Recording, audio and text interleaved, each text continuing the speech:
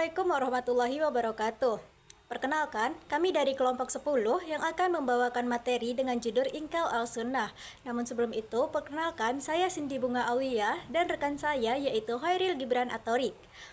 Dan yang sama-sama kita hormati yaitu Bapak Dadang Firdaus SPDI MA selaku dosen mata kuliah studi hadis. Terima kasih karena telah mempersempatkan waktunya untuk menonton presentasi pada kali ini. Oke, untuk materi yang pertama akan dibawakan oleh saya sendiri. Pengertian al-inkar sunnah. Arti etimologis, kata ingkar terdiri dari dua kata, yaitu ingkar dan sunnah.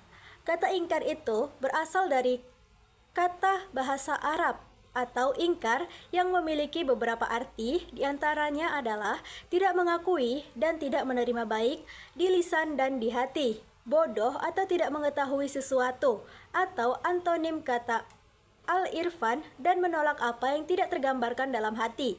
Misalnya, dalam firman Allah di dalam Quran Surah Yusuf ayat 58 yang artinya, dan saudara-saudara Yusuf datang ke Mesir lalu mereka masuk ke tempatnya. Maka Yusuf mengenal mereka sedang mereka tidak kenal lagi kepadanya.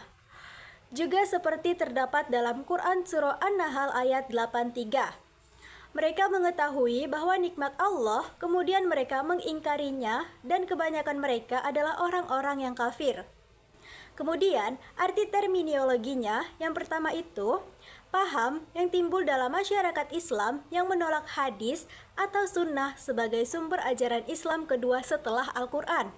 Yang kedua, suatu paham yang timbul pada sebagian minoritas umat Islam yang menolak dasar hukum Islam dari sunnah sahih, baik sunnah praktis atau yang secara formal dikodifikasikan para ulama, baik secara totalitas mutawatir maupun ahad atau sebagian saja, tanpa ada alasan yang dapat diterima.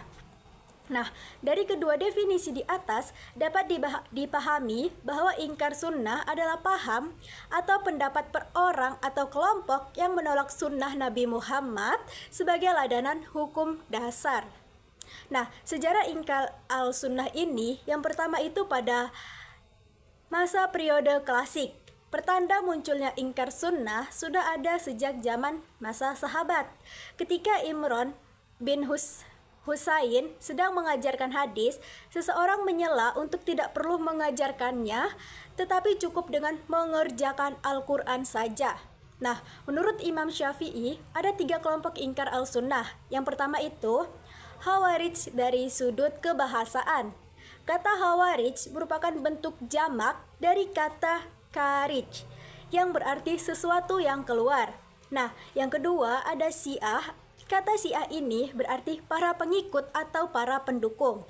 Dan yang ketiga, ada Mu'tazilah yang artinya kebahasaan dari kata Mu'tazilah, yaitu sesuatu yang mengasingkan diri. Nah, oke teman-teman, secara garis besarnya Muhammad Abu Zahra menyimpulkan bahwa 3 kelompok pengingkar sunnah yang berhadapan dengan Asy-Syafi'i itu yaitu yang pertama, golongan yang menolak seluruh sunnah Nabi Shallallahu Alaihi Wasallam. Yang kedua, golongan yang menolak sunnah kecuali bila sunnah itu memiliki kesamaan dengan petunjuk Al-Quran.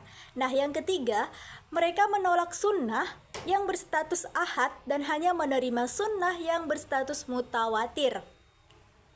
Untuk sejarah ingkar al-sunnah yang kedua yaitu pada periode modern.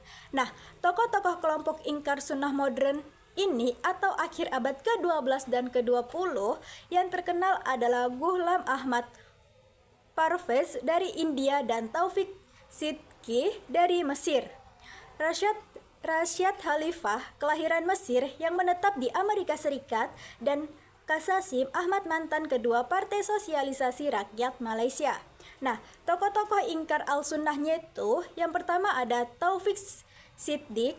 Tokoh ini itu berasal dari Mesir. Dia itu menolak hadis Nabi Shallallahu Alaihi Wasallam dan menyatakan bahwa Al-Quran adalah satu-satunya sumber ajaran Islam. Nah, yang kedua itu ada Rasyad Khalifah. Dia ini adalah seorang tokoh ingkar sunnah yang berasal dari Mesir, kemudian menetap di Amerika. Dia hanya mengakui bahwa Al-Quran sebagai satu-satunya sumber ajaran Islam yang berakibat pada penolakannya terhadap hadis Nabi Muhammad SAW. Yang ketiga yaitu Ghulam Ahmad Parwes. Tokoh ini tuh berasal dari India dan juga pengikut setia Taufik Siddiq. Pendapatnya yang terkenal adalah bahwa bagaimana pelaksanaan sholat terserah kepada para pemimpin umat untuk menentukannya secara musyawarah sesuai dengan tuntunan dan situasi masyarakat. Nah, untuk tokoh ketiga, keempat, dan penjelasan selanjutnya akan dijelaskan oleh rekan saya yaitu Hoiril Gibran Atorik. Kepadanya saya persilahkan. Assalamualaikum warahmatullahi wabarakatuh. Perkenalkan, nama saya Hoiril Gibran Atorik. Saya dari kelas 2A. Saya akan melanjutkan presentasi yang sudah dibacakan oleh teman saya yaitu Bunga. Yang keempat yaitu Kasim Ahmad. Tokoh ini berasal dari Malaysia dan seorang pengagum Rasyad Khalifah.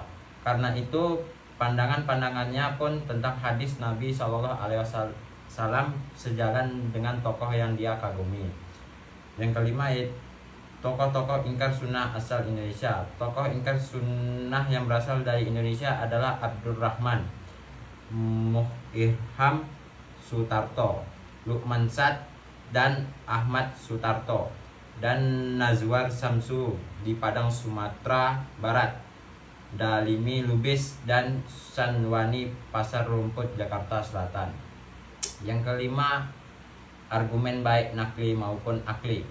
Argumen nakli yang dimaksud dengan argumen nakli tidak hanya berupa ayat-ayat Al-Quran saja, tetapi juga berupa sunnah atau hadis Nabi. Argumen dari ayat-ayat Al-Quran yang mereka gunakan antara lain sebagai berikut. 1.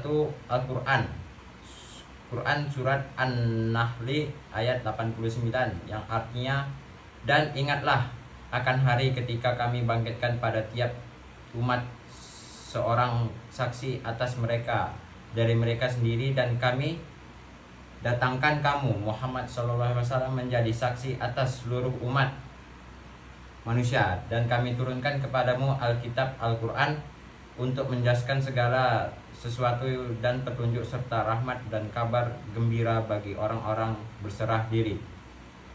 Yang kedua yaitu argumen baik nakli maupun nakli. Yang kedua, Al-Quran surat An-An'am ayat 38 yang artinya, dan tiadalah bintang-bintang yang ada di bumi dan burung-burung yang terbang dengan kedua sayapnya, melainkan umat juga seperti kamu. Tiadalah kami alpakan satupun dalam Alkitab 47:2. Kemudian kepada Tuhanlah mereka dihimpunkan. Yang ketiga yaitu Quran surat Ayunus ayat 36 artinya, dan kebanyakan mereka tidak mengikuti kecuali persangkaan saja. Sesungguhnya persangkaan itu tidak sedikit pun berguna untuk mencapai kebenaran. Sesungguhnya Allah Maha mengetahui apa yang mereka kerjakan. Yang keempat, Rasulullah pernah melarang para sahabat menulis sunnah. Argumen baik nakli maupun nakli. Argumentasi akli. 1. Al-Quran diwahyukan oleh Allah Subhanahu wa Ta'ala kepada Nabi Muhammad SAW melalui malaikat Jibril dalam bahasa Arab. Yang kedua, tidak percaya kepada semua hadis Rasulullah SAW. Menurut mereka hadis itu karangan Yahudi untuk menghancurkan Islam dari dalam. Yang ketiga, Nabi Muhammad tidak berhak menjelaskan tentang ajaran Al-Quran karena Al-Quran itu sudah sempurna. Yang keempat, dalam sejarah umat Islam mengalami kemunduran. Yang kelima, asal mula hadis Nabi yang dihimpun dalam Alkitab, kitab hadis, adalah dongeng-dongeng semata. Yang keenam, menurut Taufik Siddiq, tiada satupun hadis Nabi dicatat pada zaman Nabi. Batahan ulama terhadap mereka. 1. Penguasaan bahasa Arab dengan baik adalah diperlukan untuk memahami kandungan Al-Quran. Yang kedua, kata tiban atau penjelas yang termuat dalam Al-Quran surat An-Nahli ayat 16 mencakup beberapa pengertian, yakni 1. Ayat-ayat Al-Quran secara tegas menjelaskan adanya berbagai kewajiban, larangan, dan teknik dalam pelaksanaan ibadah tertentu. Ayat-ayat yang kedua yaitu menjelaskan adanya kewajiban tertentu yang bersifat global. Yang ketiga yaitu Nabi Shallallahu Alaihi Wasallam menetapkan suatu ketentuan yang tidak dikemukakan secara tegas dalam Al-Quran. Yang ketiga, Imam Asy-Syafi'i sebagai ulama lainnya mengakui bahwa memang hadis-hadis ahad nilainya adalah zani. Yang keempat, hadis yang dikemukakan oleh kelompok inkar al-sunnah untuk menolak kehujahan hadis Nabi Shallallahu Alaihi Wasallam dinilai bantahan ulama terhadap mereka. Alasan mereka bahwa sunnah itu dhani atau dugaan kuat, sedangkan kita diharuskan mengikuti yang pasti. Ya ini masalah tidak demikian sebab Al-Quran sendiri, meskipun kebenaran sudah diyakini sebagai kamalullah, tidak semua ayat memberi petunjuk hukum yang pasti, sebab banyak ayat yang pengertiannya masih dhani atau dhani adalah. Baik, sekian presentasi dari kelompok 10. Apabila terdapat pertanyaan, bisa disegera ditanyakan di kolom komentar. Terima kasih atas perhatiannya. Wassalamualaikum warahmatullahi wabarakatuh.